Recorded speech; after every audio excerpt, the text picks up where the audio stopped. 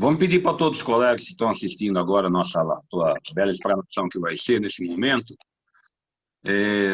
só um segundinho aí, um Pai Nosso silencioso de cada um, para que o Irã se restabeleça definitivamente. Eu estou cuidando dele aqui em Brasília, no DOR, no grupo DOR. Então vamos fazer um segundinho aí, cada um fazer essa oração, pedir com fé aí, que eu voltei a ter muita fé na minha vida dos últimos 3 anos para cá, até por tudo que eu passei comigo e com meu neto, que você sabe bem, né, Raul? E outros colegas também. Ok? Um segundinho, eu vou fazer uma oração aqui, um Pai Nosso, que o Irã se recupere.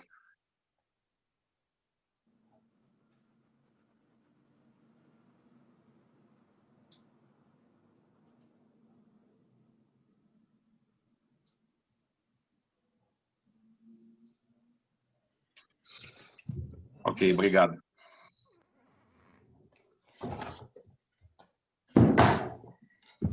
Podemos começar? Podemos.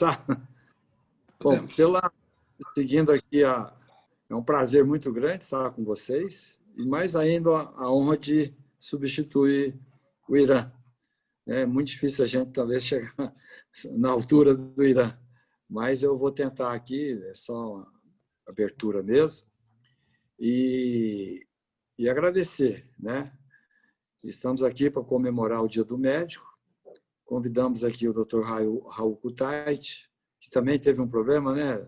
Até mandei uma mensagem para ele, fiquei muito feliz no dia lá que eu vi a notícia, saiu na Folha de São Paulo, e parabenizei, porque realmente quem passa uma situação dessa, a gente começa a ver a vida de uma maneira diferente.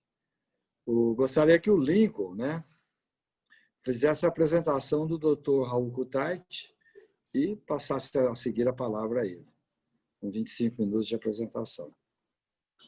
Prezados colegas, boa noite a todos, em nome da Associação Médica Brasileira. Gostaria de cumprimentar e parabenizar o doutor Mestrinho pela iniciativa, pela coordenação aí do nosso IBDM.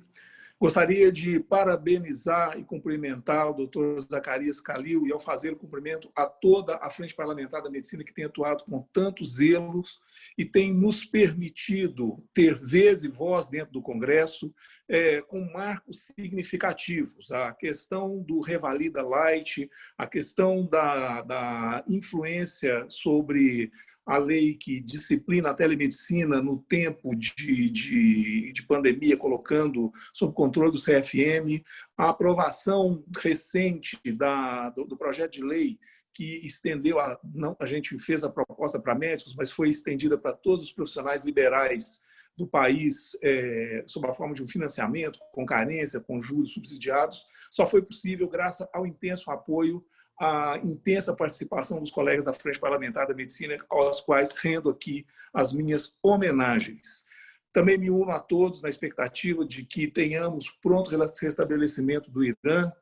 Parece que ele saiu hoje do hospital, eu vi isso com muito bons olhos. E, sem maiores delongas, eu estou saindo de uma galeria de ícones, que são os nossos colegas deputados, para apresentar um outro ícone, tá? Uma pessoa que eu tenho uma profunda admiração, cirurgião geral, assim como eu, coloproctologista, professor da Universidade de São Paulo, mestre, doutor, laureado internacionalmente, membro da Academia Brasileira de Medicina. E como se não bastasse tudo isso, um lutador pela causa médica. A moratória obtida em abril de 2018 foi absolutamente trabalhada pelo Dr. Raul Kutaiti.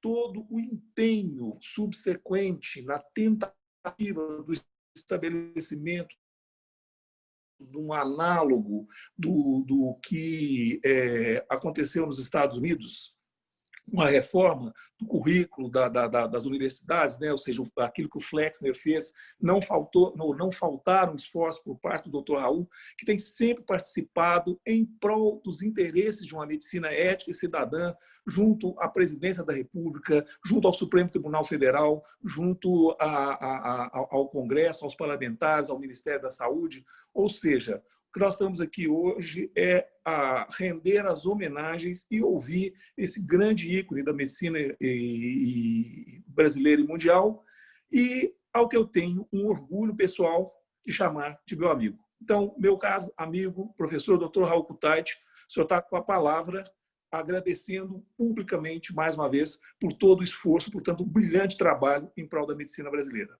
Muito obrigado. Bom, boa noite a todos oficialmente. Obrigado pela honra de estar aqui com esse grupo hoje. Lincoln, você continua exagerado pra caramba quando fala. Ultrapassou os limites hoje. Em particular, te dou um puxão de orelha. Mas eu fico, de verdade, muito contente de poder falar um pouquinho sobre o médico, comemorando o Dia do Médico. Você queria falar? Levantou a mão, Lincoln? Então, eu digo que o puxão de orelha é recebido com muita alegria e com muita satisfação. Bom, deixa eu ver se eu consigo botar aqui a minha... Um pouquinho que eu queria compartilhar. Deixa eu ver se eu achei que estava fazendo certo.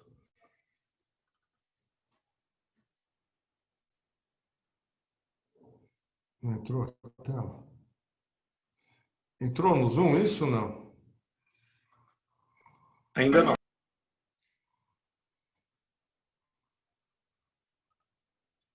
Ué.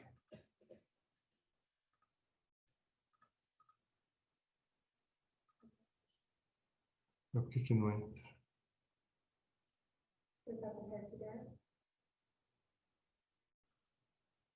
Ah, tá aqui. Pronto, entrou? Entrou. Tá todo mundo Perfeito, vendo? Raul. Tá. Perfeito. Bom, no Dia do Médico, acho que a gente tem que falar um pouquinho do médico. E eu vou procurar me ater nos próximos minutos a um passeio ao longo do tempo sobre o que acontecia com a medicina, com a prática da medicina e dos problemas que hoje nós temos num mundo que mudou bastante, né? Quando se começou a cuidar das doenças, o homem primitivo tinha a sensação de medo, porque não conhecia nada. Então, tudo era o ilustre desconhecido, e a gente sempre tem medo do desconhecido. E os primeiros que se propuseram a atuar como médicos eram os sacerdotes, os curandeiros, os magos, que apregoavam que as doenças eram castigo dos deuses. E por que eles queriam cuidar? Porque era uma maneira de exercer poder sobre as pessoas. E ao declararem que doença era castigo dos deuses, eles se otorgavam o direito de serem intermediários entre os deuses e os mortais que estavam doentes. Mas, ao longo dos séculos, algumas coisas foram acontecendo.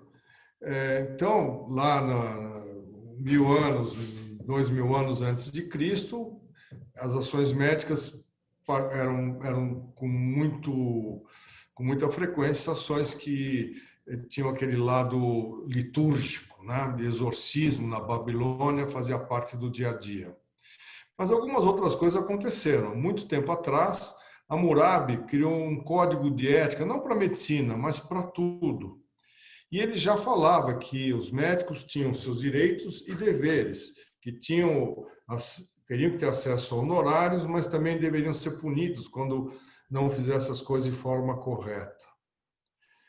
Algo que é interessantíssimo, nós hoje falamos de medicina baseada em evidências, guidelines, protocolos, mas no Egito Antigo isso já tinha sido aventado, com todas as limitações e conhecimentos da época.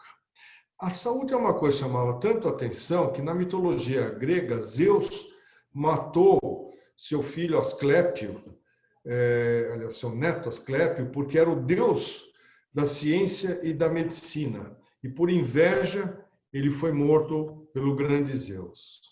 Tudo mudou a partir do momento em que Hipócrates entrou em cena. E eu sempre me pergunto como é que alguém numa ilha tão pequena como Kos, no meio do mar da Grécia, consegue apregoar uma mudança radical na medicina como foi a que aconteceu após Hipócrates ter dito algumas coisas importantes. Primeiro, que medicina era ciência, as doenças eram regidas pela natureza e não pelos deuses. Portanto, renegando que doença seria o castigo dos deuses. Era algo relacionado com ciência.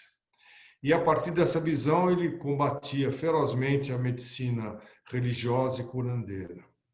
Mas ele nos ensinou, e acho que nós todos sempre repetimos isso nos nossos juramentos, que o objetivo da medicina é o bem do paciente, o paciente acima de tudo. E algumas coisas que ele falava do médico, que ele tinha que interpretar, que eu acho uma coisa bonita isso, a natureza, e auxiliar a natureza no combate às doenças. Ele devia devotar sua vida à saúde das pessoas, deveria respeitar a vida, o paciente e sua família. E agir de acordo com seus conhecimentos e suas possibilidades, que é algo que até hoje vale. Muitas vezes a gente sabe mais do que pode, tem mais coisas para oferecer pessoalmente para um paciente, mas não tem as condições locais. Algo que eu vou comentar um pouco mais para frente. E às vezes, por falta até de formação ou de chance de renovação de conhecimentos, a gente faz o que não é o melhor porque não está devidamente atualizado. E ele já entrou numa coisa, na época, a ortanásia, que hoje é um grande problema para nós. Não? Com os recursos da medicina, nós conseguimos esticar a vida de pessoas que, às vezes, não valeria a pena. Pessoas com trauma de crânio, que perderam as faculdades cerebrais, gente em câncer fase terminal, em UTI, recebendo tudo que é tratamento para viver mais algumas poucas semanas. Então, a ortanásia já foi aventada como importante pelo Hipócrates. A medicina mudou, da época do sanguessuga para a atual CRISPR, tudo mudou. Antigamente você botava sanguessuga para tratar, hoje você vai lá e corta um pedacinho de DNA aqui, um pedacinho de DNA lá, e vai geneticamente tentando contornar doenças e acertando tratamentos. A tecnologia avançou, dessas caixas que vocês veem aí à esquerda de material cirúrgico do século XVIII, aos robôs hoje utilizados em larga escala, principalmente em câncer de próstata, muita coisa mudou. Então, se a gente for entender o impacto da medicina, o de ontem, o de hoje, o de amanhã, nós temos um círculo virtuoso, que é a criação de conhecimentos básicos que alimentam os conhecimentos aplicados, que, por sua vez, estimulam a busca de conhecimentos básicos. E a repercussão disso é a possibilidade de interferir na história natural das doenças, levando os pacientes à cura, ou quando não a cura, aumento da sobrevida, mas sempre pensando na qualidade de vida de cada um. Então, esses são os nossos objetivos principais, e com os dados, os conhecimentos do dia a dia, isso vai se tornando cada vez mais possível. E levando, então, ao desenvolvimento de os conhecimentos, ao desenvolvimento de métodos diagnósticos incríveis, né, tanto laboratoriais, imagens, por endoscopia, métodos terapêuticos e de medicamentos. Eu gostaria só para citar o que hoje é a coqueluche, são os imunomoduladores, as técnicas operatórias que revolucionaram a cirurgia em si, e a medicina de precisão, que vai nos ajudar a tratar um doente de forma pontual, lá vestido de noivo, o que se ajusta para cada um. E, por outro lado, aprendemos também a falar de prevenção das doenças, promoção da saúde e da reabilitação. Nem sempre tudo isso acontecendo de forma apropriada, como eu vou comentar um pouco mais adiante. E não se pode esquecer que nós entramos na época da inteligência artificial. Não é que entramos agora, ela já existe há um bom tempo, mas cada vez mais ela é impactante. Na medicina, nos métodos diagnósticos por imagens, por endoscopia. Logo mais nós vamos ter diagnósticos conduzidos através de inteligência artificial e até mesmo sugestão de tratamentos específicos. Nós vamos conseguir mexer com tudo que cabe em termos de diagnóstico, terapêutica, prevenção de doença, promoção de saúde e reabilitação, de uma forma muito mais eficiente. A medicina era, em um passado não muito distante, era praticada de uma forma que é que todos nós, acho que gostamos. O paciente tinha um médico, ele sabia quem era o médico dele, e o médico conhecia seus pacientes.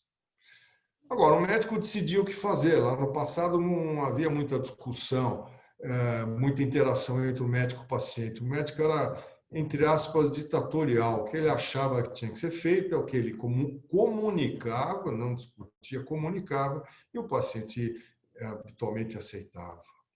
O médico tinha sua ética individual, porque não havia tantas entidades de classe, todas incipientes, até o século XIX, basicamente, e, com isso, a sua formação pessoal ajudava-o no processo decisório do que fazer com seus pacientes.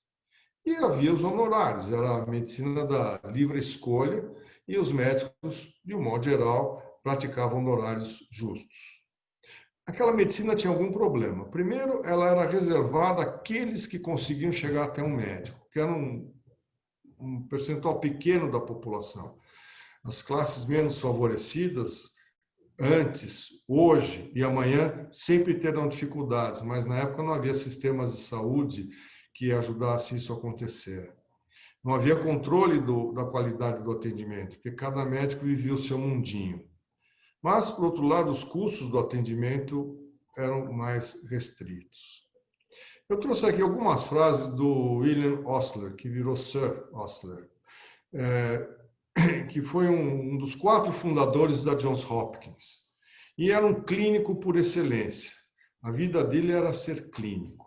E ele tem algumas frases que são fantásticas, que eu acho que exprimem muito bem a nossa vida de médico. Ele dizia que o bom médico trata a doença. O ótimo médico trata o paciente que tem a doença. E ele dizia aos seus residentes: viva nas enfermarias, não gaste horas do dia em algo que você possa ler à noite. Ou, traduzindo, fique o máximo possível perto de seus pacientes. E uma terceira frase das que eu selecionei dele: a negligência aos estudos das humanidades, que hoje, lá atrás, há um século e meio atrás, era tão generalizada. Com essa negligência, a profissão perde uma importante qualidade. Se vocês quiserem passar essa frase para hoje, à vontade.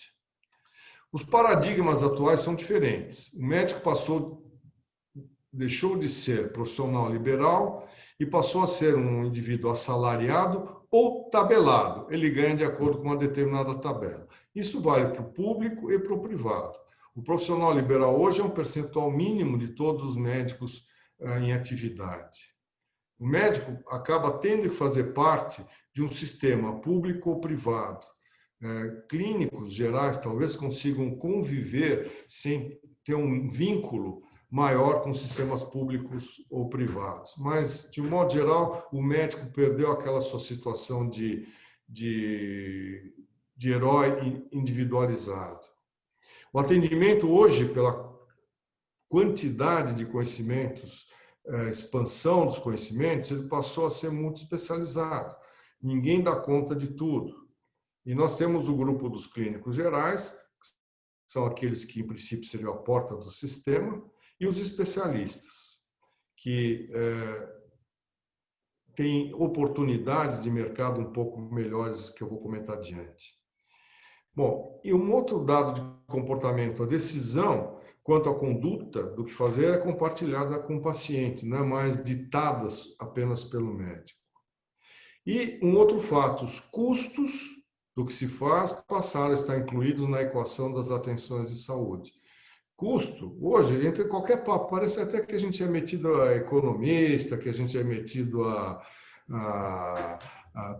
nós somos ligados ao Ministério da Economia, não da Saúde, porque custo é custo, então tudo agora tem custo. E, querendo ou não, isso tem que ser levado em conta. Agora, outra coisa que a gente repara com a prática da medicina de hoje é que os médicos ganham proporcionalmente de forma limitada. Quem ganha mesmo são as operadoras e os hospitais privados. Quer dizer, o lucro da operação cuidar de doente passou de uma distribuição entre os profissionais de saúde a uma concentração entre aqueles que detêm a organização dos sistemas. Então, o médico passou a ser mais um dos players na questão das atenções de saúde, né? Entre o médico, outros profissionais de saúde, medicina baseada em evidência que gera protocolos que os médicos, em princípio, teriam que seguir, as fontes pagadoras públicas e privadas que ditam como as coisas podem correr. Eu só aproveito aqui para, indignado, dizer que eu atendi uma moça de 35 anos com câncer de estômago e o convênio dela pediu 21 dias úteis para liberar a cirurgia. Eu dou vontade de pegar um paralelepípedo e jogar na cabeça de quem está tomando esse tipo de decisão, né? Se fosse a filha de um deles, seguramente a coisa seria diferente. Outros players importantes passaram a ser os hospitais, os fornecedores, que junto com os hospitais definem preços. O paciente passou a ser voz ativa, seus familiares, e um outro indivíduo que, infelizmente, está na equação, que é o advogado, que está aí para estimular os processos de responsabilidade civil e conduzir processos de judicialização que custam para o país de 8 a 10 bilhões de reais por ano.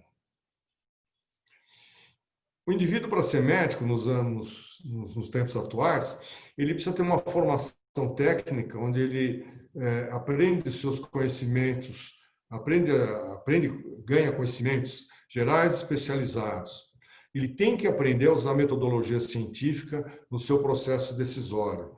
Não existe mais, de um modo geral, a medicina que eu acho isso, eu acho aquilo. Para muitos casos, sem dúvida, mas para a maioria, existem hoje conhecimentos padronizados que devem sempre ser levados em conta na hora de se decidir. Mas, fora a formação técnica, é necessária, fundamental, a formação humanística, como Oxford, há 150 anos atrás, falou, né? E, para isso, é importante que o médico entenda o contexto da saúde, num ambiente social, econômico e cultural que cada pessoa tem. É importante que o médico entenda que a relação médico-paciente é sagrada, que ele deve se doar para o seu paciente, deve entender seu paciente, deve entrar dentro da alma do paciente, ser um indivíduo solidário, mostrar compaixão e saber, por causa de sua formação humanística, saber aceitar os momentos de renúncia a outras coisas boas da vida, em função de algum paciente, e saber se doar.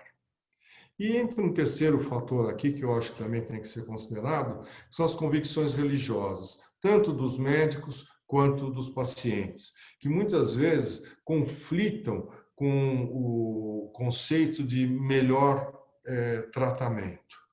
Como não há tempo, eu não vou me estender sobre esse tópico, que eu acho que é interessante. Bom, o médico, para atender tudo isso, ele precisa de uma boa faculdade de medicina. Acho que ninguém discute, porque é lá que você começa a ser moldado para a vida prática. Vamos ver o que aconteceu no Brasil nos últimos tempos, nos últimos 2 séculos, desde que foi instalada a primeira faculdade de medicina, em 1808, na Bahia. Foi havendo um número crescente de faculdades. Na última década, nós tivemos, esse número não está atualizado, até meados de 2018, nós tivemos cerca de 150 novas faculdades de medicina. Passamos grosseiramente de 200 para 350. Embaixo de uma visão de que quanto mais médicos nós tivermos no país, melhor será atendida a população, o que é uma grande falácia. Porque isso não interfere e nunca irá interferir na distribuição dos médicos pelo país. Vejam, se continuar da forma crescente de formação de médicos, como nós temos hoje, com todas essas faculdades, em poucos anos estaremos formando 180 mil médicos ano. É um absurdo. Não tem mercado para tudo isso. Mas pior que não ter mercado é não ter como formar esse contingente de pessoas. Então, existe primeiro, eu vou citar só alguns dos problemas, mas o primeiro, que é fundamental, é do corpo docente. Professor é mentor. Todo aluno precisa de mentor. Todo aluno precisa olhar para alguém ou para alguns alguéns em que ele se espelhe para pensar com o ego dele, com o íntimo dele, olha, eu quero ser como esse doutor fulano. Eu estou aprendendo com ele um monte de coisa, técnica, ética, comportamento, o que for. Mas o professor precisa estar perto dos seus alunos. E isso é impossível de acontecer, porque o Brasil não tem professores em número suficiente. Aliás, não tem doutores e mestres em números suficientes para as faculdades existentes, número esse necessário de acordo com a lei. Então, nós temos visto faculdades que abrem com alguns doutores contratados, conseguiram o teste de abertura, dispensam os indivíduos. Só vão ser fiscalizados lá na frente mesmo. Então, para que vão ter uma despesa que já foi contornada a sua necessidade, né? Então, acho que a grande conclusão da situação é que a indisponibilidade de professores inviabiliza o bom ensino. Se inviabiliza o bom ensino, nós estamos abrindo as portas para termos médicos mal preparados no mercado. Por outro lado, o segundo grande problema é o acesso ao treinamento.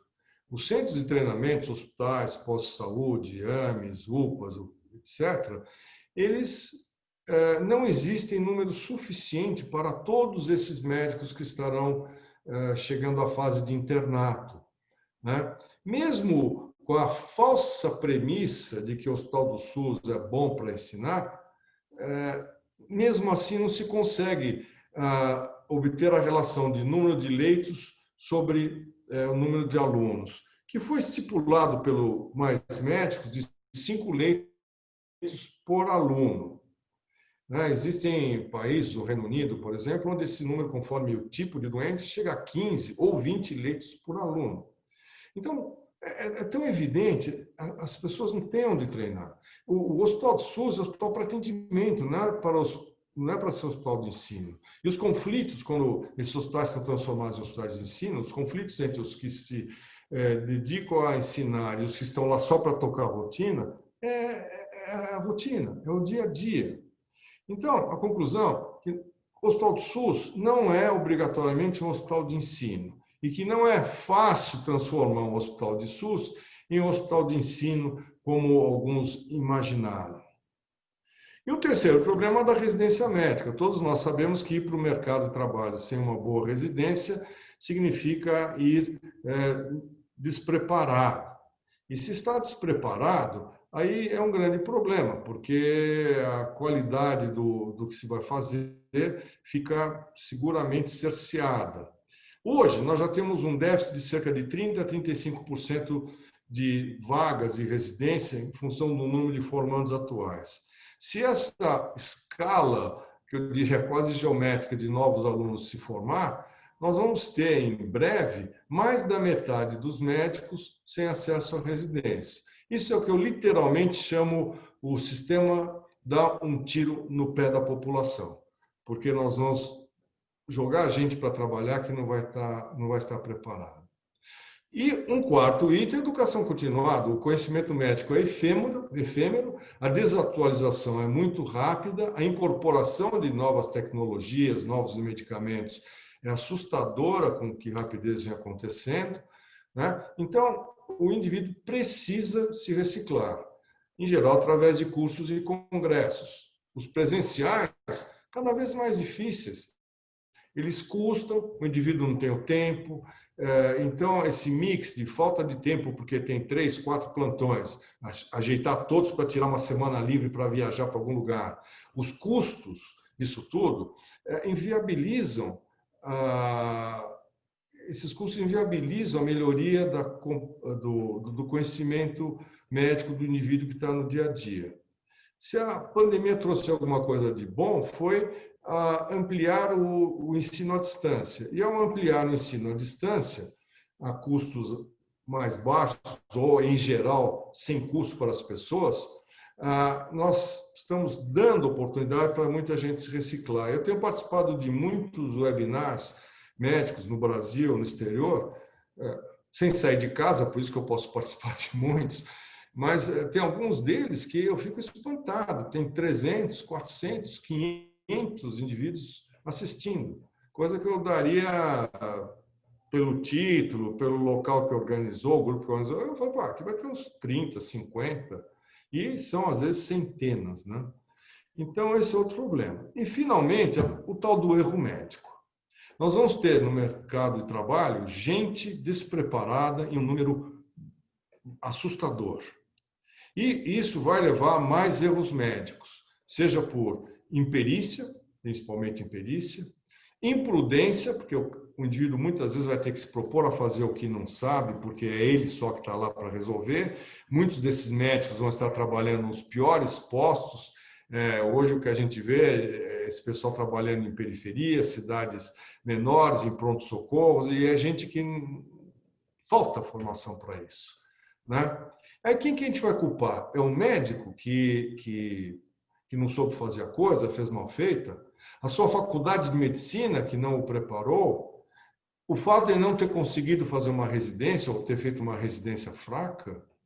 Ou vamos responsabilizar o governo que permitiu que uma montanha de faculdades de menor padrão estivessem jogando no mercado gente mal preparada? O que eu acho até que é uma falta de respeito para todos esses jovens que estão entrando nessas faculdades que são pagas, muitas vezes pagas com sacrifício da família inteira, que se reúne e faz restrições orçamentárias para poder pagar a faculdade do indivíduo, depois ele sair e não conseguir se colocar. Eu vi uma matéria essa semana que um estudante de medicina custa em média R$1,5 milhão. Quanto tempo para o indivíduo recuperar tudo isso? Se a gente pensar que ele sai da residência, se for um cara bom, ele consegue ganhar de 10 a 20 mil reais por mês.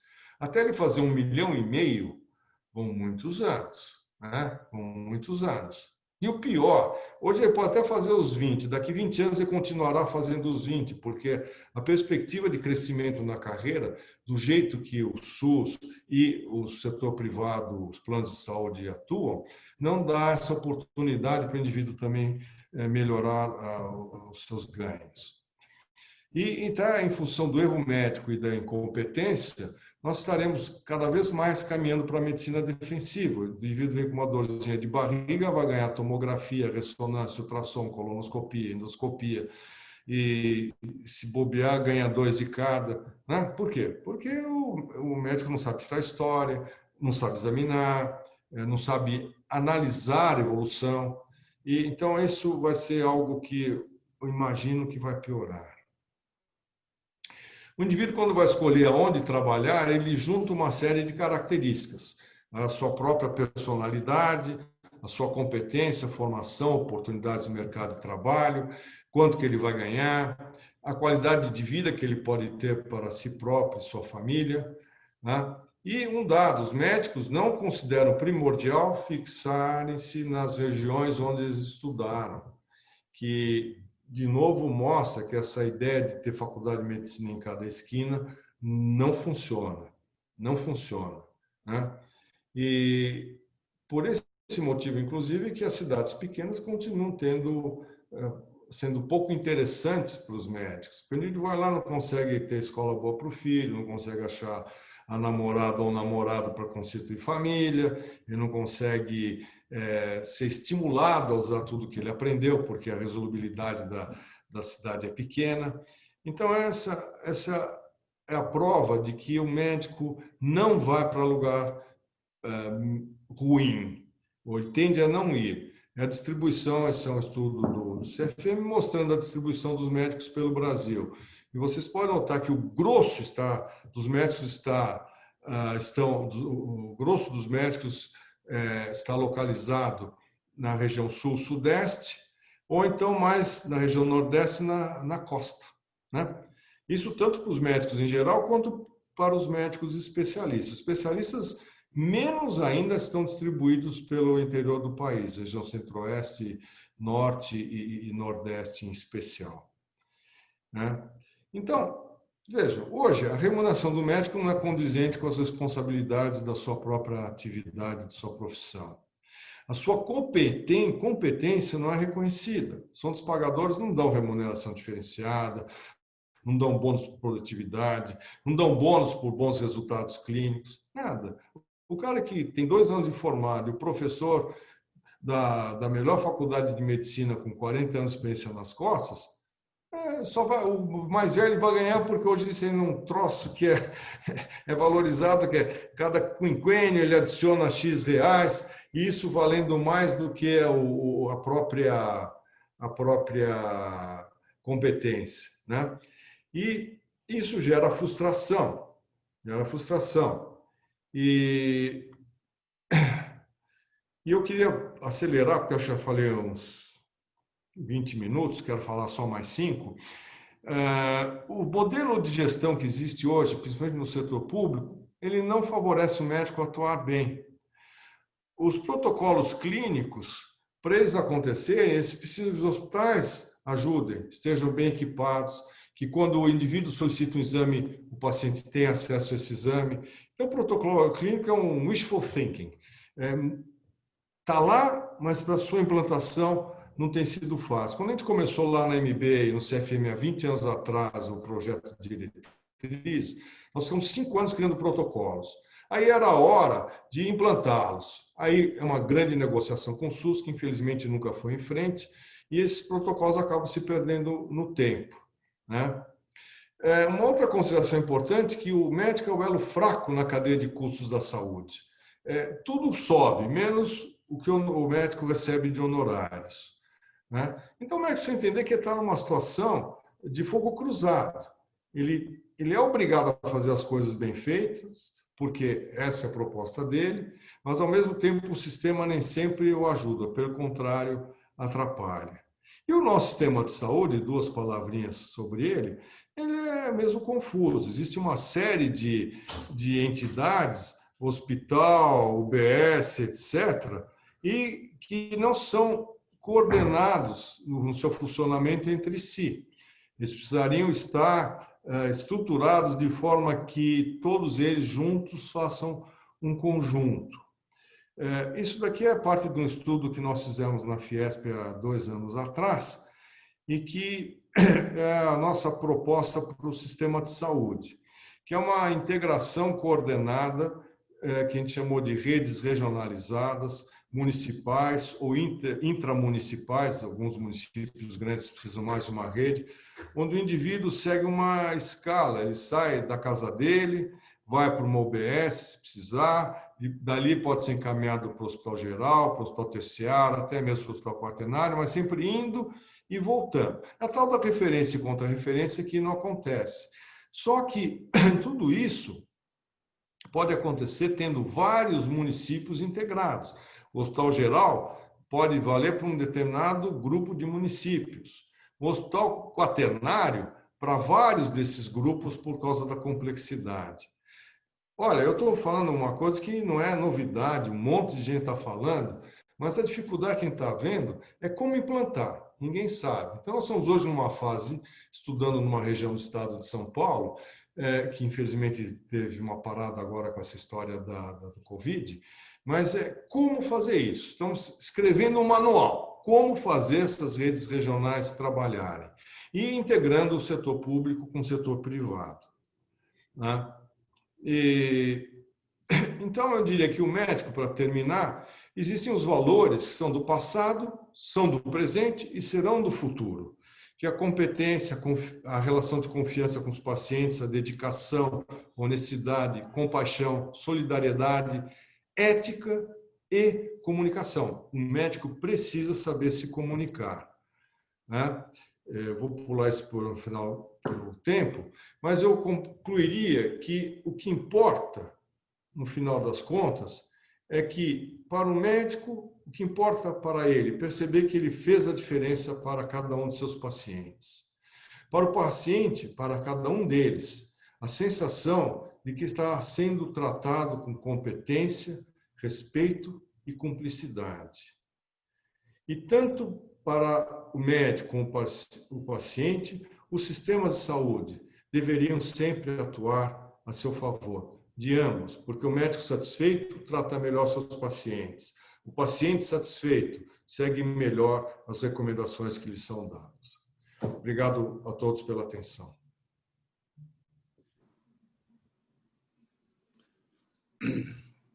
Parabenizo o Dr. Raul Kutaiti. Só um minutinho aqui que eu ligar a câmera. Parabenizo o Dr. Raul Kutaiti. Eu acho que palestras como essa ensinam muito. E ele mostrou uma grande evolução da medicina. E ele foi um lutador junto com a gente ali na MP 890, né, que foi muito importante, né, aquela discussão do revalida, uma série de fatores aí que nós passamos. Mas o que a gente tira de conclusão aí é que a medicina houve uma piora, né, doutor Raul? Infelizmente, houve uma degradação muito grande. Eu já ouvi de parlamentar aqui na Câmara falar que médico não vai para o interior porque lá não tem restaurante de luxo. Então, não fica lá porque lá não tem isso, não tem aquilo, porque ele quer qualidade de vida.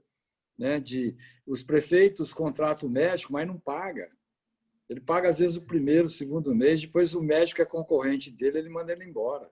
Um ex-parlamentar disse que médico tem que ser igual a sal, né? Exatamente. E tudo que é canto.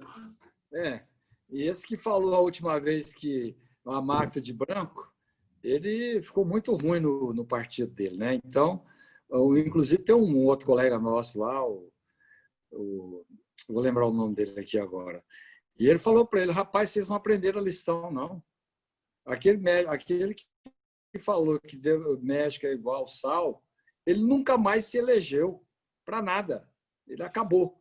Ele virou sal. Ele desapareceu. Sal grosso. Então, eu acho muito importante a gente ouvir. Eu acho que essas palestras elas têm que, sim, né, ser mais estimuladas nos congressos de abertura da faculdade, né, os congressos médicos. Eu acho muito importante isso. Quer dizer, a gente vai discutindo outra coisa, mas esquece o lado do médico, que é isso que a gente tem que, né, mostrar. O tanto que a medicina ela não teve uma ascensão, ela teve, né, uma decadência. Mas muito obrigado, parabenizo.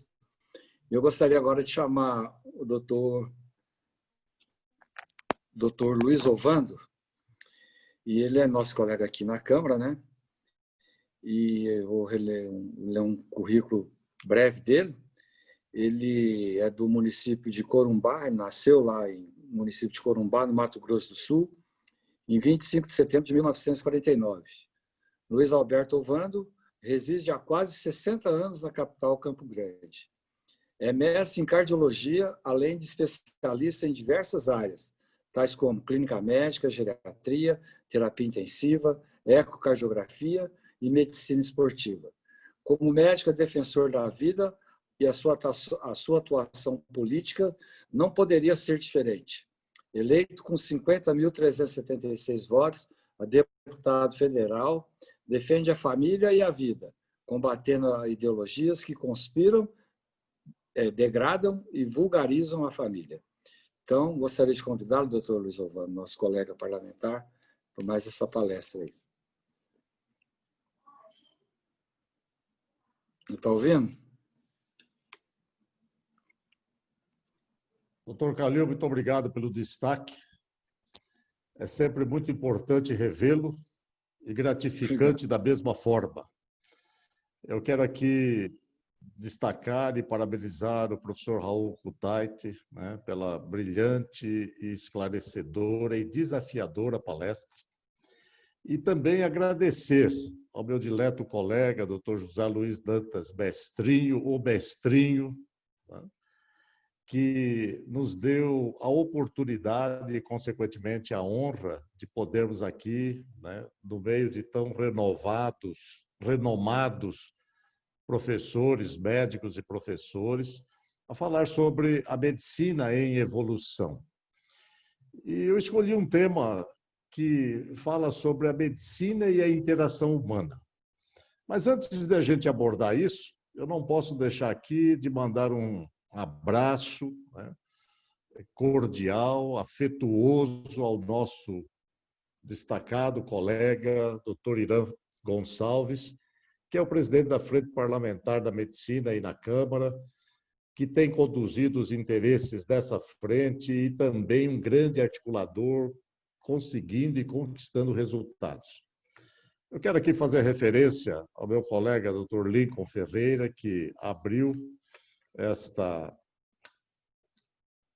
conferência, vamos dizer assim, do Dr. Raul Kutait, e que às vezes nós nos encontramos ali na Câmara e conversamos exatamente sobre as aspirações e sobre aquilo que verdadeiramente nós temos buscado para melhorar, inclusive a atuação médica. E também, em nome dele, em nome do Dr. Zacarias Calil, em nome do Dr. Irã Gonçalves, que certamente deve estar nos acompanhando, cumprimentar a todos os colegas que estão presentes nesta sala, dando a nós o privilégio de ouvir e, claro, que contribuir posteriormente para esta pequena e modesta palestra. Meus colegas, eu escolhi esse tema, a medicina e a interação humana, e inicialmente é muito importante que nós destaquemos o privilégio de ser médico. Ser médico sempre foi fascinante, além de um grande privilégio. O médico é aquele que tem o poder sobre os demais. Por isso, muitos querem ser médicos. E, infelizmente, o vocare, essa palavra é uma palavra latina, do latim, que significa chamar, chamamento. O chamamento para o exercício profissional tem tido outra motivação. A prioridade do servir foi trocada pelo apelo do poder, de privilégios e a ilusão de riqueza. Por isso, a nossa honrada e destacada profissão tem sido vilipendiada, menosprezada e, até certo ponto, negligenciada pelos médicos e população que se rendem aos encantos da tecnologia, porque a presença do médico já não faz diferença no alívio do sofrimento físico e no confronto das agruras da emoção e da alma. O paciente aceita com muita facilidade submeter-se resignado a um procedimento técnico com a precisão da informática, sem questionamento, correndo riscos desnecessários, com objetivos escusos, esperando que o exame seja negativo, quando, na verdade, deveria ser quantitativo de um diagnóstico já firmado clinicamente. Precisamos resgatar o papel do médico na sociedade, colocando-o na condição de comandante e líder dos que auxiliam no esclarecimento diagnóstico e todas suas implicações e desdobramentos, e não só como um operador de máquinas. Infelizmente, muitos de nós, levados por conceitos distorcidos, têm transformado a medicina num imenso laboratório fotográfico, sem ao menos conhecer os fundamentos anatômicos, biológicos e anatomopatológicos que geraram aquela determinada imagem. O paciente, crédulo na tendência cultural tecnológica, passa a carregar os exames em carrinhos de feira, acreditando que está sendo bem orientado, mas até então nenhuma hipótese diagnóstica foi levantada, e assim ele perambula de médico em médico, até que encontra um clínico que segue a orientação de Hipócrates, constatando que grande parte daqueles exames não precisariam ter sido solicitados, e não raro, o exame necessário não foi pedido. Como bons médicos, devemos priorizar o diagnóstico fundamentado na propedêutica. E aqui a pergunta se impõe: por que a medicina tomou esse rumo, o rumo exagerado da solicitação dos exames? Se fizermos a exegese do cenário médico no país, nós vamos concluir que grande parte dos médicos está em grandes cidades, onde se chega a uma relação de 12,2 médicos por 1.000 habitantes. A Organização Mundial de Saúde recomenda em torno de 2 médicos para 1.000 habitantes. Ao passo que o interior do Maranhão ostenta relação de 0,29 por 1.000 habitantes. Alagoas, 0,31, Sergipe, 0,19. Isso está na demografia médica no Brasil de 2018. O outro fato estarrecedor e contundente é exatamente de que dos 5.570 municípios brasileiros, cerca de 3.802 cidades têm menos de 20.000 habitantes, e essas totalizam em um pouco mais de 32 milhões de habitantes. Você veja, são 3.802 cidades com menos de 20.000 habitantes no Brasil, totalizando em torno de um pouquinho mais de 32 milhões de habitantes, o equivalente a 15,5% da população.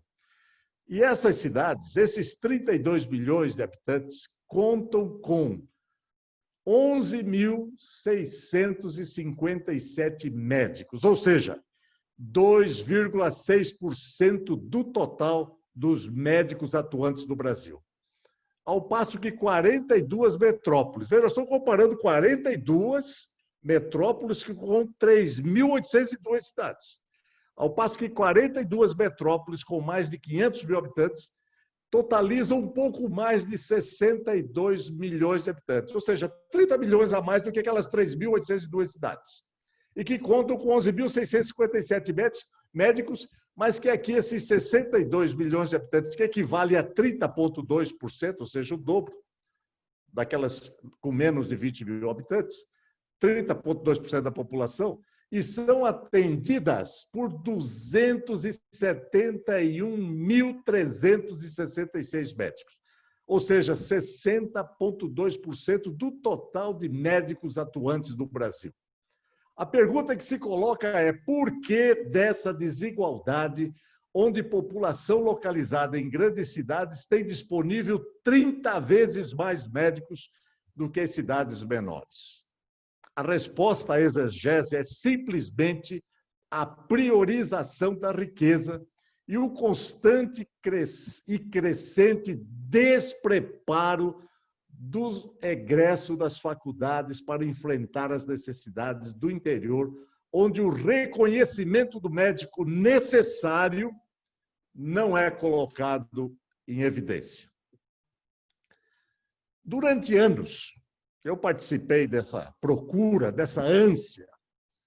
Durante anos, procuramos um modelo de formação médica que priorizasse o interior do país.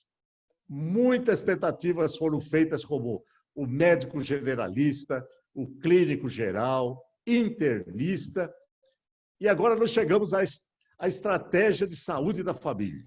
E com a escassez de médicos para o interior, tentativas políticas foram ensaiadas, como aumentar a oferta de médicos na faculdade, já muito bem colocada pelo Dr. Raul Kutait, em que nós tivemos um aumento nos governos anteriores. O governo, vamos dizer aqui, o governo do PT, nós tivemos, no espaço de 8 anos, um aumento de 169 escolas médicas, ao passo que, no século passado inteiro, nós tivemos em torno de implantação apenas de 50 escolas médicas, mostrando que em 8 anos nós tivemos muito mais escolas do que médicos, professores pudessem suprir a necessidade.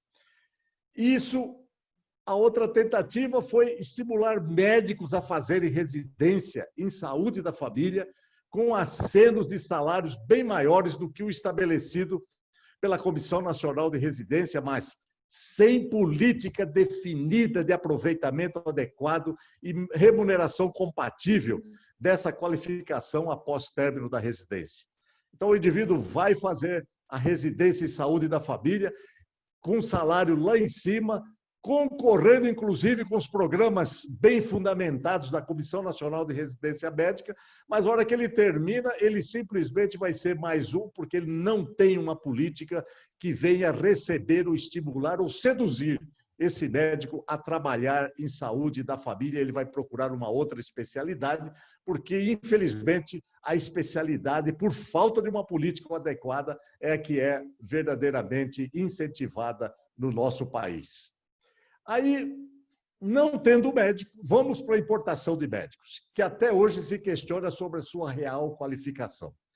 Foi tentado, mas o interior continua desassistido. O médico continua resistente à interiorização. O argumento das nossas entidades de classe sempre foi que não tem condições de trabalho no interior. Eu digo que não é verdade. O médico não vai para o interior porque não está suficientemente preparado para resolver os problemas médicos mais comuns. O curso médico se enveredou pela tecnologização precoce, além da perda de tempo com a doutrinação ideológica socialista em detrimento da qualificação profissional. Não se alcança a excelência na formação por abandono dos fundamentos da medicina, como anatomia, histologia, fisiologia, patologia e semiologia nas escolas públicas. E nas privadas, a priorização do lucro, com excesso de alunos e, paradoxalmente, um corpo docente reduzido com falta de hospitais e ambulatórios. Os professores remanescentes são especialistas e não contribuem para a formação geral do médico, conduzindo discussões médicas por veredas especializadas, sem a interação necessária para uma compreensão universal da saúde. O professor acredita no que ensina e se torna exemplo em sua sala de aula, transmitindo ao aluno uma visão geral, se for clínico. Profissional em falta no mercado da saúde. Aí está o motivo, porque só temos especialistas, influência dos professores especialistas na formação médica. Essa tendência atual da medicina tem distanciado os homens e suas mazelas geradas pela solidão têm se tornado fardo quase insuportável em frente aos desafios existenciais. Essa condição requer atenção, o que só é possível pelo exercício da tolerância e a determinação em amar o semelhante e todos os seus defeitos e ansiedades. A medicina está para o diagnóstico, assim como o médico para a cura. A medicina é o templo científico e santo, e o médico o sacerdote que adentra o local sagrado para tomar posse do sacro conhecimento e promover a transformação humana necessária para libertar o paciente do sofrimento e da morte. Esse compromisso do médico com seu semelhante na busca do alívio das dores e sofrimento tem que ser destacado, priorizado e estimulado à semelhança de uma política pública. Esse objetivo não tem sido priorizado e os ministérios responsáveis estão preocupados com os programas pedagógicos e menos com sua execução sem fiscalização na real formação médica. A medicina nunca avançou tanto como nos dias atuais. No entanto, o descontentamento com os médicos nunca foi tão acentuado como agora. Percebe-se verdadeira ojeriza e resistência ao médico. E quando os pacientes adentram as unidades de emergência, a hostilidade toma forma de agressão, como se o médico fosse o responsável pelo seu sofrimento. Mas, muitas vezes, agrava essa anormalidade porque não ouve com atenção, não escuta com atenção e não usa de sua arte semiológica para logo tomar a conduta necessária e segura para debelar a condição mórbida. Mais uma vez, é imperativo o diagnóstico dos problemas enfrentados pelos médicos. Não há etiologia única numa alteração comportamental social que possa explicar a animosidade do paciente em relação ao médico. Muitos argumentam que são os custos e o processo de judicialização que paira constantemente sobre a prática médica.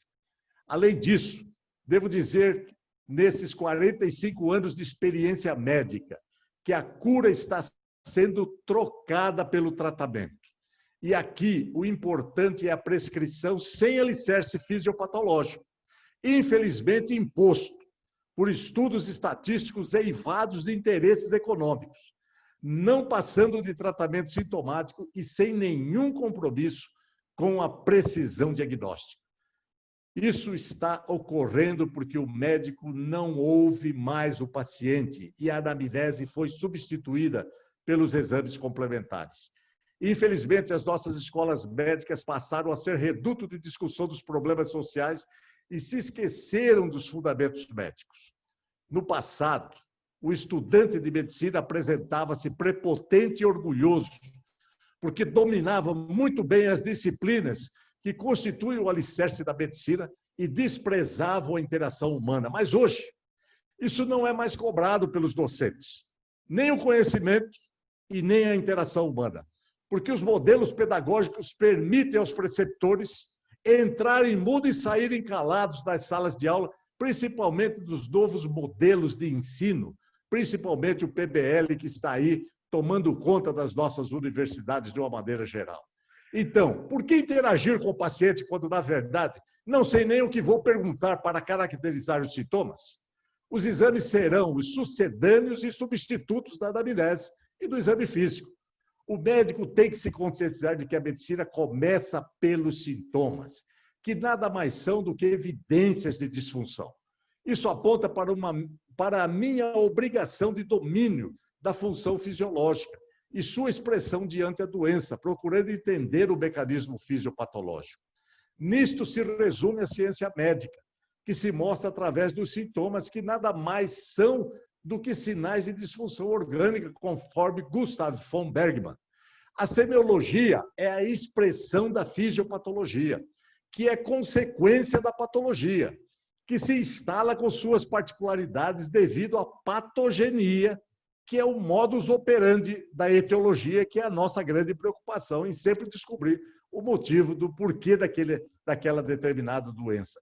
Então, nós abominamos a semiologia e pulamos na tentativa de etiologia, que nunca é descoberta com precisão, porque nós desconhecemos todos os caminhos que acabam através desse conhecimento, levando à etiologia e o tratamento preciso. A compreensão desse processo só é possível se conversarmos e interagirmos com o paciente, caso contrário, estaremos exercitando o processo de adivinhação e solicitação de exames cada vez mais sofisticados, sem efetividade, com aumento exagerado dos custos e progressiva chance de iatrogênese. Quando optamos pela tecnologia sem indicação adequada, fazemos declaração de nossa ignorância médica e nos afastamos da interação humana com todas as suas consequências sociais e emocionais, além do desperdício progressivo de recursos econômicos. O custo aumentado e progressivo da medicina é determinante do embrutecimento humano com todas as suas mazelas.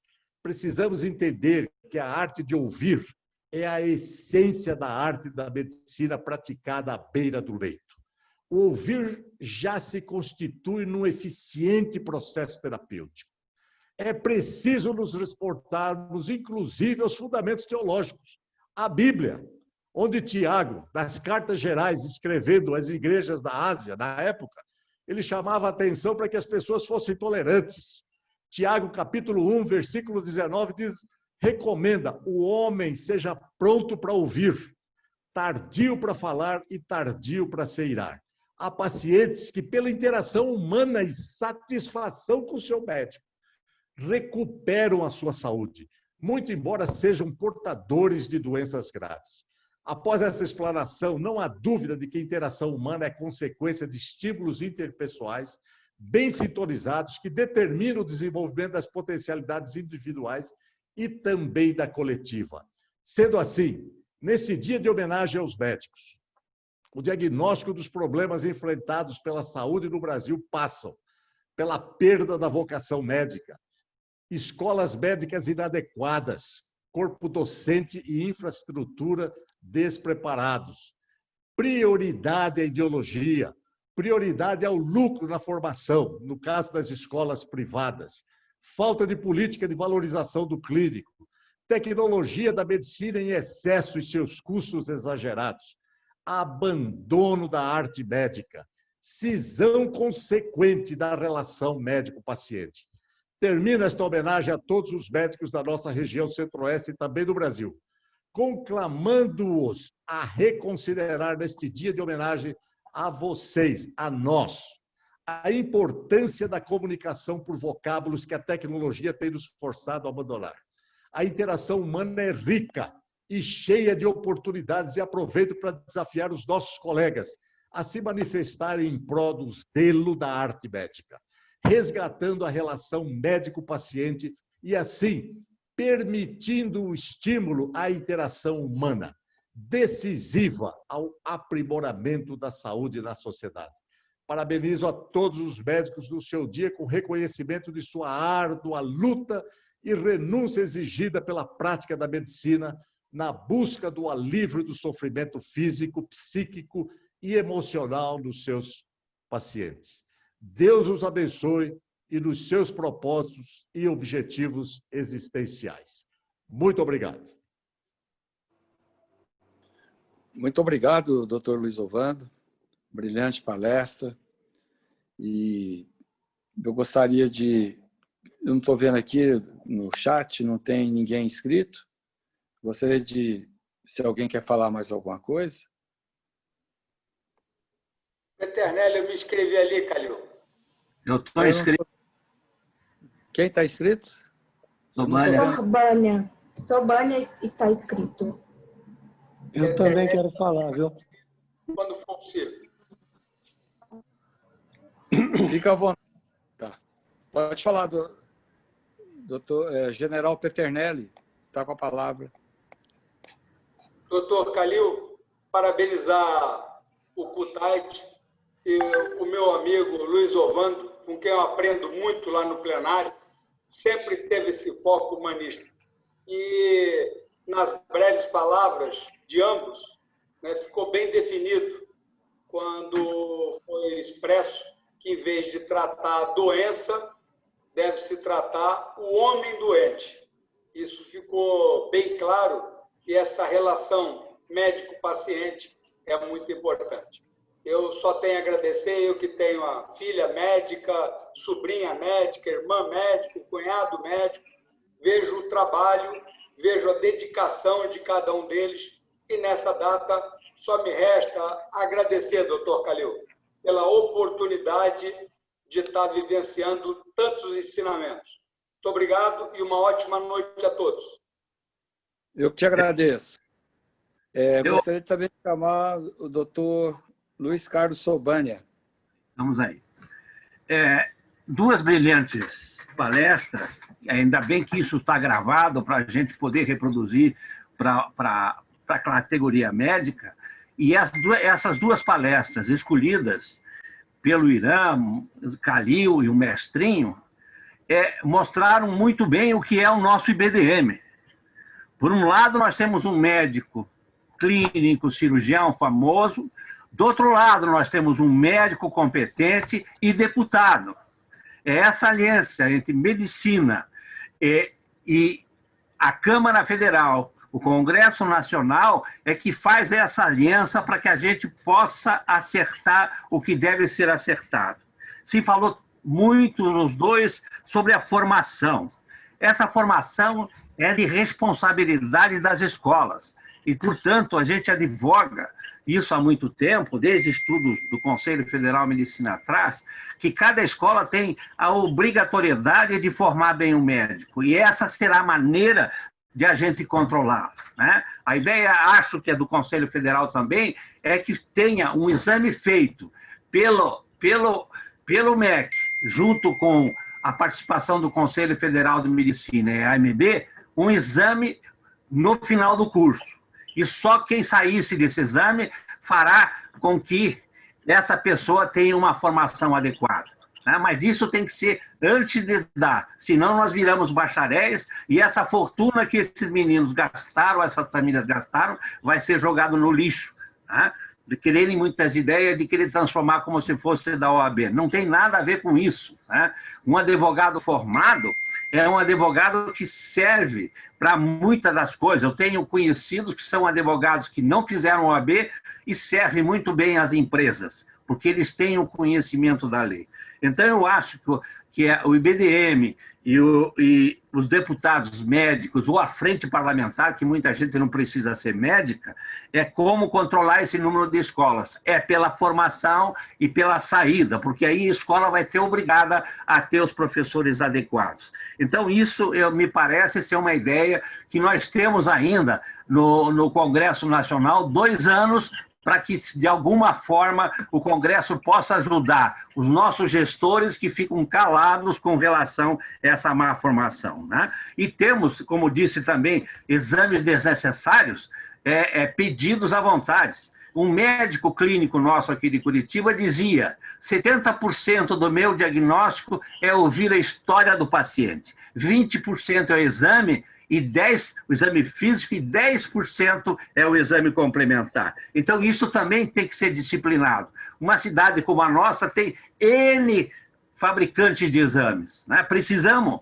Como controla isso, né? Eu me lembro que quando eu trabalhei no Mercosul, para a questão dos médicos do Mercosul, o representante médico do Uruguai dizia: na esquina, na praça principal de Montevidéu, tem centros de imagem que daria para atender o Uruguai inteiro. Por que tem tanto, né? Então, isso está feito. Olha, isso aqui é década de 90, quando eu participei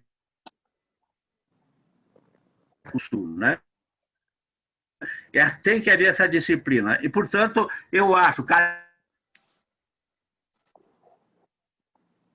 controlar isso, que isso deve, talvez, uma forma de lei, porque, por mais que o CUTAI tenha trabalhado na gestão e tentar convencer, não tem acontecido, né? Então, essa atenção primária que o Mandetta até quis montar isso adequadamente, não tem, porque aí você põe o médico relativamente bem informado, se quiser colocar em todas as cidades. Nós até pensávamos que esse médico recém-formado, ao invés de prestar serviço militar, ele fizesse o trabalho no interior, e aquilo valeria a entrada dele na residência. Mas se ele estiver bem formado. Eu tenho aqui pela Universidade Federal meninos bem formados que no primeiro ano de como médico, entrando na residência, ele tem condição de ver muito bem pela nossa universidade e pela PUC também, né? Então, isso faria com que ele fosse para o interior.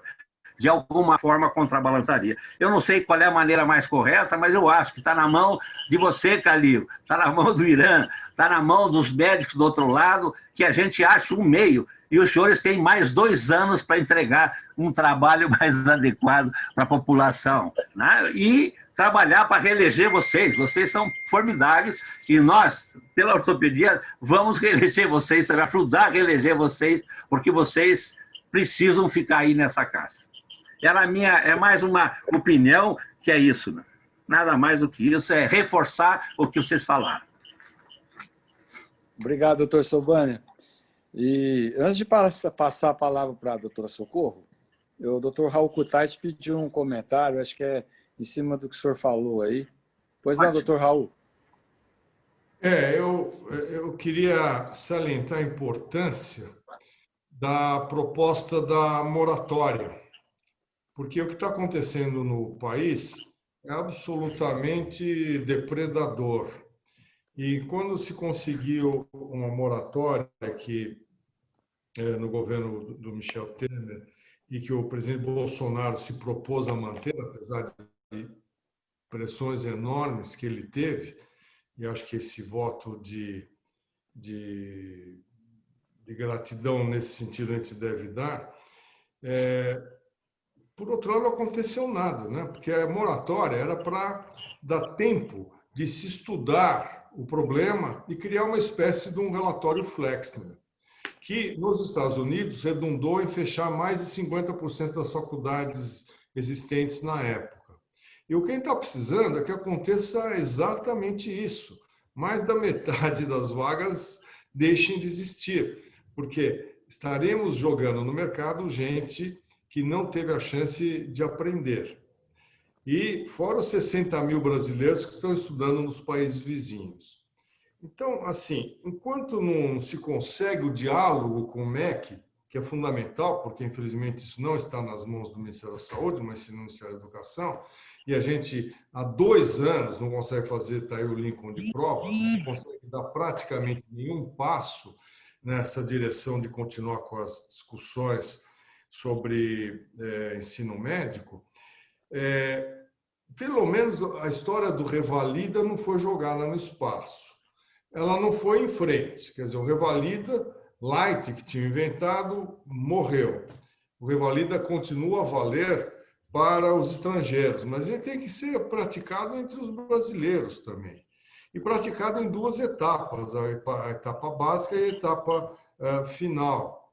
E lembrar que eu acho que é uma grande falta de respeito e consideração, como eu comentei na minha apresentação, deixar um monte de gente que paga a faculdade com uma dificuldade enorme, chegar até o fim e depois não ter aonde cair morto, né? E se houver o Revalida mesmo, uma grande parte, um grande contingente de jovens que fizeram a faculdade com o coração aberto, com vontade, não vão conseguir passar nos exames.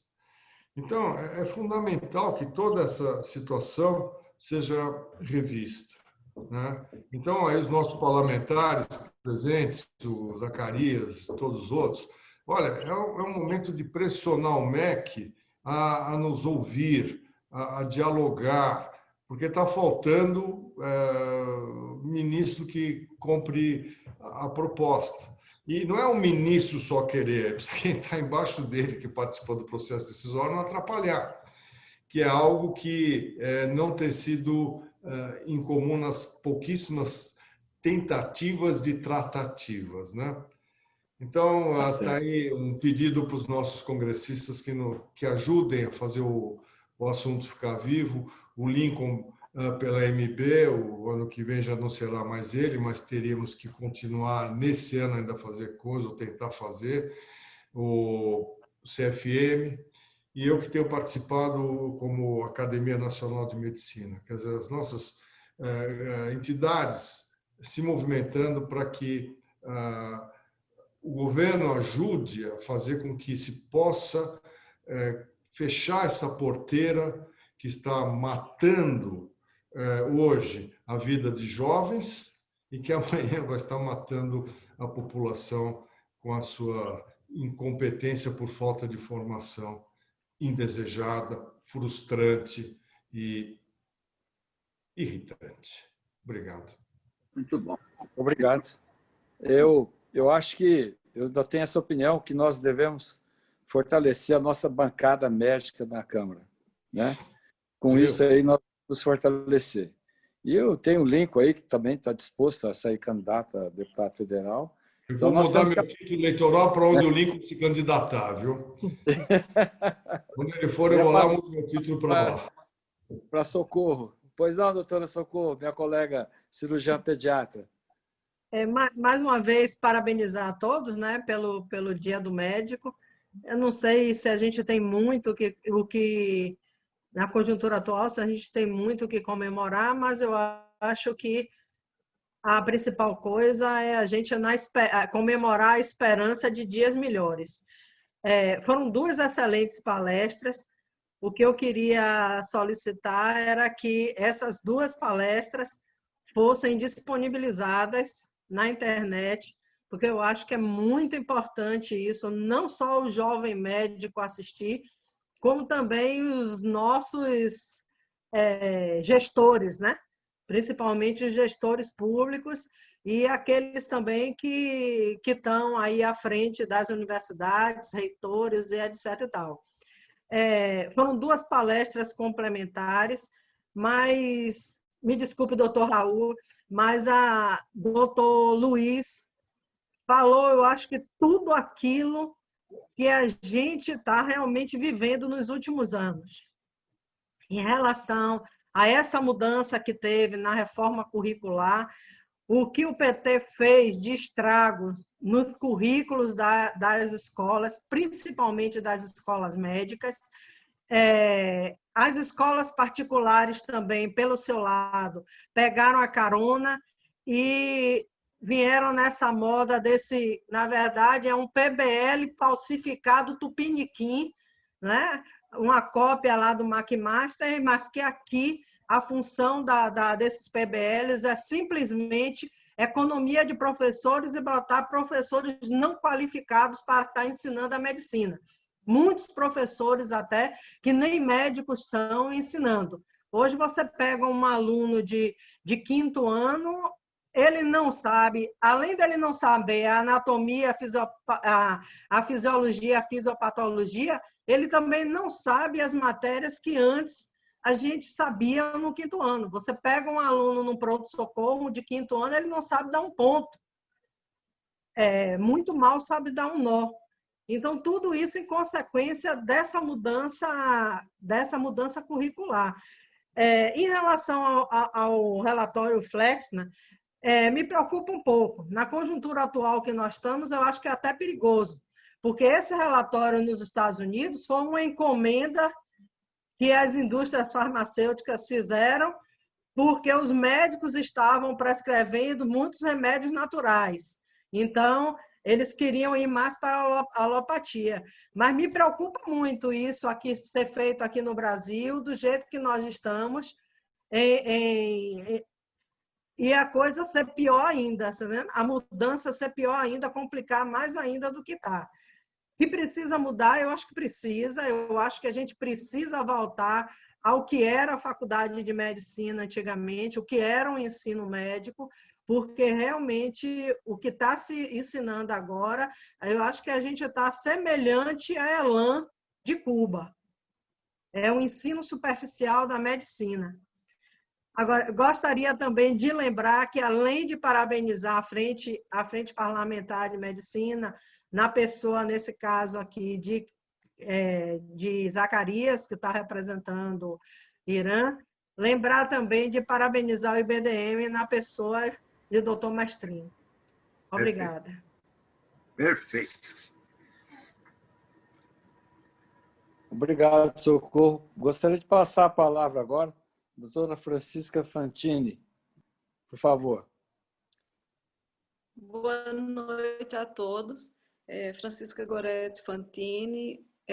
Estou representando o Dr. Carlos Rida, que é o novo presidente da BN. Trago o nosso abraço, né, a todos os presentes. Gostaria de parabenizar as 2 palestras que foram brilhantes. Estamos numa fase muito difícil, atravessando essa pandemia, e reitero esse calor humano, né? Uma anamnese, esse olhar com a alma que nós precisamos ter para com os nossos pacientes. A neurologia é uma das especialidades nas quais nós, ao final da anamnese, nós precisamos fazer o nosso exame físico geral, o nosso exame neurológico, e, ao final, nós precisamos fazer uma hipótese diagnóstica, sindrômica, topográfica e etiológica.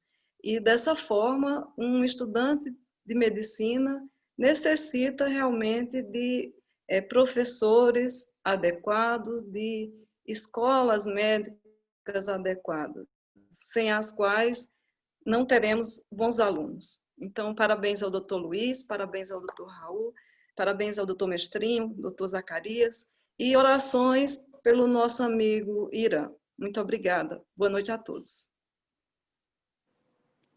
Boa noite, muito obrigado. Eu vou contar para vocês uma história interessante ontem, né? Que eu vivenciei. Eu acho que muita gente fala do revalida e tal, que só rico estuda, que eles vão para fora, porque no Brasil nós não temos escola para pobre, que é só filho de rico e tal. Ontem eu fui num restaurante e encontrei com a moça na entrada, e ela entregando a ficha para os clientes pesarem a comida, né? Eu falei, eu já te vi aqui várias vezes, tá? Eu falei, pois é, doutor, o senhor aí é uma pessoa conhecida da gente, tal. Aí a amiga dela falou assim, ela queria te conhecer. Eu falei, pois não. É porque ela faz 2º ano de medicina na Universidade Federal de Goiás. Eu quase caí das pernas. Eu falei, você faz medicina na Universidade Federal de Goiás? Ela falou, eu faço. Entregando ficha nos finais de semana para os clientes irem almoçar. Eu fiquei emocionado, né? Orgulhoso dela também. Gravei um vídeo com ela, coloquei nas minhas redes sociais e postei. Falei, olha, isso aqui é um exemplo, né, de dedicação, de disciplina, de seriedade. Isso aqui é uma pessoa que realmente sabe o que quer e aonde ela vai chegar. Né? Porque muitos vão para fora fazer curso de medicina aí no Paraguai, igual o Dr. Raul Kutaich mostrou aí. Nós debatemos muito isso aqui na comissão, na MP 890. E o que acontece lá, que eles querem vir para o Brasil, e aqui no Brasil também tem acontecido isso, que os alunos, os professores deles, às vezes são alunos que eram do 2º, 3º ano, está no 4º, mais avançado, que dão aula para eles. Né? Então, como é que você vai formar um profissional? A Socorro acabou de falar aí, não sabe dar um ponto. Eu discutindo com a menina aí que está fazendo medicina na Argentina, aqui na época do Revalida, eu falei para ela, como é que foi sua matéria de embriologia? Não sabe responder, né? Quer dizer, que formação, uma embriologia que é fundamental na formação, principalmente na nossa, cirurgião pediatra, né? Das má formações. Então, assim, a gente tem saudade do curso de medicina, aquela dificuldade que nós passamos, que nós entramos, fazendo 1º, 2º, secando cadáver. Nossos professores de anatomia, eles eram verdadeiros carrascos, né? Vocês lembram bem? Ninguém passava com nota acima de 6, não. Então, assim, era uma exigência que, infelizmente, existem partidos políticos que defendem a abertura indiscriminada das faculdades de medicina. Nós temos visto aqui na Câmara, tem médicos, né, que entram, às vezes, em função, eleitos, né, pela classe médica, e chega aqui, eles viram as costas. Então, por isso que nós temos que ter parlamentares, né, defendendo a bancada da medicina, da área da saúde em geral. Né? Não ser eleito com a bandeira da saúde, chegar aqui e virar as costas. Então, é isso. Eu acho que nós não temos mais nada inscrito, né, nenhum colega, mas se alguém quiser falar algumas considerações aí, está aberta a palavra. E muito obrigado, doutor Mestrinho, Posso falar? Posso falar? Opa, à vontade. Pois não. Oi, boa noite, Zacarias. Aqui é Baratella. Sei. Eu estou representando e presidindo a Federação Brasileira das Academias de Medicina, cumprimentar o que foi montada por você, Zacarias, pela coordenação, dar um abraço nos palestrantes, em particular Raul Kutaich. Raul, muito bom ver você aqui em plena saúde, depois de tudo que você passou. Cumprimentar o Lincoln, porque também está saindo de uma agressão covidiana também. E desejar as melhoras, claro, ao Irã, graças a Deus, ele tem se recuperado. Mas nós devemos, acho que o trabalho fundamental das nossas entidades médicas é lutar pela questão do ensino médico. Esse é o principal problema da medicina hoje. Se nós não conseguirmos reduzir o número de escolas médicas, não conseguirmos reduzir das escolas médicas mais antigas particulares, que de repente aumentam seus alunos de 60, 80 para 300 por ano, não conseguir limitar esse número de vagas, nós não vamos conseguir resolver o problema da medicina. A quantidade de médicos mal formados, e não é que não tenham residência para todo mundo, é que muitos não residência já vão trabalhar, ainda que estejam pouco formados, digamos assim, já vão começar a trabalhar e não querem mesmo fazer residência. Se nós não conseguirmos arrumar um Flexner Tupiniquim, eu não sei como é a gente ficar discutindo, porque a medicina brasileira não vai ter uma solução, pelo menos uma solução boa a médio e longo prazo. Parabéns aos palestrantes, parabéns a você, Zacarias, e um grande abraço para o Mestrinho. Doutor Zacarias. Alguém mais quer falar? Eu gostaria de falar. Posso falar? Não? Pode, fica à vontade. Resolvendo. Pois não. Eu quero aqui dizer, né, que eu sou relator de um projeto, né, lá na Comissão de Seguridade Social e Família, em que há várias proposições, inclusive, para que se use o EAD, né? Então, eu sou contrário a essa situação. Você já esteve lá, nós já ouvimos. O EAD é o ensino à distância. E nós tivemos alguns depoimentos de outras profissões, principalmente a veterinária, em que, de uma maneira geral, eles conseguiram aumentar para 1.500 vagas uma determinada escola, que eu não me lembro qual agora, e praticamente fica impossível, né, você formar adequadamente um profissional dessa maneira. E nós tivemos, inclusive, discussões bastante acaloradas e muito bem fundamentadas, inclusive com audiência pública. Tivemos reunião com o pessoal do MEC, do Ministério, e o que eu percebi foi uma pressão muito grande, né, em evitar que as escolas ligadas à atividade biológica, principalmente enfermagem, educação física, medicina, odontologia, né, fisioterapia, né, não ficassem fora do EAD. Isso mostrando que o MEC, nós precisamos atuar no MEC. Nós precisamos pressionar o MEC de alguma forma. Porque o que tem acontecido? Nós estamos encantados com a tecnologia, a semelhança do índio que recebia o espelhozinho e olhava para ele ficava extremamente encantado com aquilo, né? Seduzido com aquela situação. E nós estamos esquecendo que a tecnologia nada mais é do que, na verdade, pura e simplesmente uma ferramenta. Nós não podemos nos descuidar da formação, a mão na massa. Ou seja, eu estava ouvindo aqui o doutor Sobania, se não me engano, ele é de Curitiba, eu não sabia. Doutor Sobania, eu tive a minha formação de clínica médica em Curitiba, em 1977 até 1980. Eu fui aluno do professor Gastão Pereira da Cunha, do Albano, do Titon, né, do Suplicy, daquele pessoal todo. E eu aprendi clínica ali, porque eu tinha vindo de uma faculdade relativamente nova, mas que se colocava o aluno para aprender. O aluno tinha que pôr a mão na massa. E eu fui servir um ano numa cidade onde só tinha eu de médico. Eu fazia praticamente tudo. E não me lembro de ter morrido alguém na minha mão durante esse um ano, em que eu fazia a RAC, eu operava, fazia cesárea, fazia o que era preciso.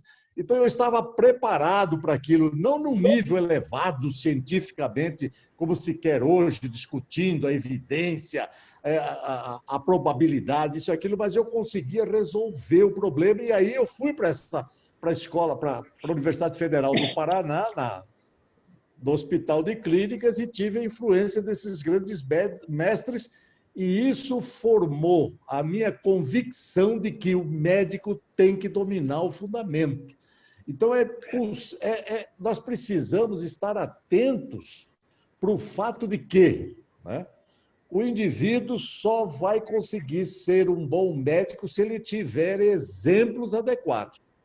E pelo número de faculdades que estão aí, nós não vamos a lugar nenhum, porque ninguém mais sabe absolutamente nada, nem o raciocínio clínico. E eu, não sendo cirurgião, inclusive os cirurgiões devem ter muita dificuldade de propor uma terapêutica cirúrgica e as repercussões clínicas quando alguém não conhece nem a técnica e nem o fundamento, né, fisiopatológico daquela determinada doença. Agora, como fazer? Nós vamos ter que trabalhar. Esse é um trabalho árduo, viu, Calil? Nós vamos ter que quebrar a cabeça, nós vamos ter que discutir isso mais na comissão, porque lá na Comissão de Seguridade Social está ficando difícil a gente conseguir evitar que o próprio MEC, a semelhança da raposa dona do galinheiro, está facilitando, inclusive, esse tipo de situação, querendo colocar nos cursos de medicina o EAD, o que nós temos que segurar com veemência. Evitar a formação, a fundação, a criação de novas escolas médicas e fazer uma remodelação do currículo, porque quando nós falamos em tecnologia, nós não podemos deixar a tecnologia, mas também nós não podemos deixar de lado, né, o fundamento de uma nação, que é a sua agricultura. E o clínico, bem formado, é o que vai resolver 80% dos problemas. E nós não estamos tendo resolubilidade de 80%. Nos postos de saúde, nós estamos tendo resolubilidade de, no máximo, 20%, sendo encaminhado a grande maioria para especialistas, e aí vem a romaria do paciente, infelizmente, com gasto desnecessário. Então, esse é o meu complemento, é o meu alerta, é o meu desafio e o nosso desafio ali na Câmara Federal, inclusive na Frente Parlamentar da Medicina. Muito obrigado. Perfeito, perfeito. Alô? Zacarias? Alô, Zacarias? Como disse o nosso... Pois não. Não, pode falar. Pois não, pode falar, fica à vontade. É o seguinte, amigo, pode porque o que aconteceu hoje foi uma coisa muito bonita, porque do ponto de vista de pessoas convidadas, o Kutait e o Ovando, eles foram contactados para que eles escolhessem o que tinham que dizer. E essa escolha foi tão feliz que nós ficamos realmente gratificados pelo que aquilo que a gente queria, que era pelo Dia do Médico. E eu sou formado em Salvador, na Bahia, e formei em 1970. Ali existia realmente tudo o que o Ovando, tudo o que o Kutait colocou. O Kutait da maneira moderna e o Ovando na maneira política e real da fisiologia, da fisiopatologia, porque eu tenho uma neta que faz medicina e eu tenho um filho médico. E nós fizemos naquela época, Ovando, eu botava um estetoscópio no pescoço e dizia o seguinte: usem esse aparelho para examinar, porque o restante são exames complementares. Você sabe o que é exames complementar? É complemento do diagnóstico. Então, isso aí pautou a minha vida médica a vida inteira. Eu estou fazendo 50 anos de formado esse ano na Escola Baiana de Medicina. E se perguntarem para mim, mestrinho, como é que foi para escolher duas pessoas com essa característica e com essa apresentação tão impressionante? Não foi fácil. Eu consultei as pessoas que poderiam me orientar nisso. Mas não precisava ir muito longe, não, porque o Dr. Raul Kutait é uma unanimidade. O deputado Ovando, eu assisti, ele tem um programa dominical, se não me engano, se não acabou, lá no Mato Grosso do Sul, aos domingos, falando sobre medicina. Eu tive a oportunidade de assistir com um colega médico nosso, aqui de Brasília, uma discussão que ele estava apresentando, e eu achei que o conhecimento é muito grande. Não é à toa que uma pessoa dessa chega ao parlamento e que diz para nós todos que é preciso discutir medicina. Nós estávamos acostumados a pessoas que eram médicos dentro do parlamento, que pouco olhavam para a gente. A Frente Parlamentar da Medicina trouxe essa possibilidade. E na pessoa do Irã, galgou um espaço maior. Então, eu acho, sabe, eu estou feliz com toda essa apresentação, porque foram duas coisas interessantíssimas, não só do ponto de vista político, mas do ponto de vista científico e técnico. Agradeço ao Raul, agradeço ao Dr. Luiz Orlando, porque, nos brindaram com a apresentação daquilo que a gente precisava escutar no Dia do Médico. Eu queria só lembrar que depois o Zacarias vai dizer, nós temos um vídeo a ser exposto depois pela nossa assessoria. E quero agradecer também essa assessoria nossa pela presteza, pela competência, por tudo que faz pelo IBDM. O IBDM nada mais é do que a Frente Parlamentar da Medicina. E quando nós conseguirmos fazer pessoas que nos apoiam, sendo nossos apoiadores e deputados, seja vereadores, seja o que for, nós estamos ganhando. Isso é fundamental para que nós possamos discutir. Tudo isso foi colocado hoje. Toda essa informação, todos esses desejos que nós precisamos pela medicina, pelo povo, pela saúde do Brasil. Obrigado. Muito obrigado, doutor Mestrinho. E agora eu gostaria de pedir ao pessoal, né, que tem um vídeo que será exibido. Pode rodar. Doutor Zacarias, boa noite a todos. Eu estou aqui em nome da Ensine. Gostaria de agradecer pelo espaço e pela presença de todos vocês. E esse vídeo é uma homenagem da assessoria, da Ensine, da FPMed, do IBDM, a todos vocês, médicos. Em tempos difíceis, são eles que estão na linha de frente, abdicando de tudo ao redor pela grande missão de salvar vidas. Por vezes, são chamados de médicos e médicas. Por outras, são reconhecidos como anjos da vida. São eles os verdadeiros heróis do cuidar, do ouvir, do consolar. A todos os profissionais da medicina, o nosso muito obrigada. Neste dia 18 de outubro, queremos reforçar o nosso respeito e admiração a esses guerreiros e guerreiras que lutam diariamente. A medicina é para quem tem coragem. E vocês nos mostram todos os dias que o comprometimento e o amor à profissão andam de mãos dadas. O nosso respeito e admiração a todos vocês. Em nome de toda a nação brasileira, a nossa eterna gratidão.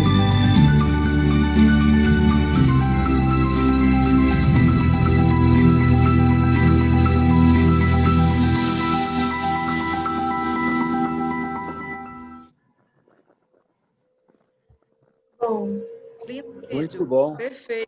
Valeu a pena, né, Obrigada. Que bom que vocês gostaram. Era esse nosso objetivo, homenageá-los, parabenizá-los pelo dia de vocês. Em nome da Ensine, em nome da FPMed, estou falando aqui também em nome da Kate, a gente está muito agradecido por ter vocês ao nosso lado, serem os nossos protagonistas. Muito obrigado. Como diz o nosso presidente lá, Rodrigo Maia, nada havendo mais a tratar, eu encerro a nossa reunião. Muito obrigado. É isso, então. Um grande abraço a todos e vamos repetir várias vezes. E vamos rezar e orar muito para o nosso amigo Irã. Perfeito. Deus quiser. Obrigado.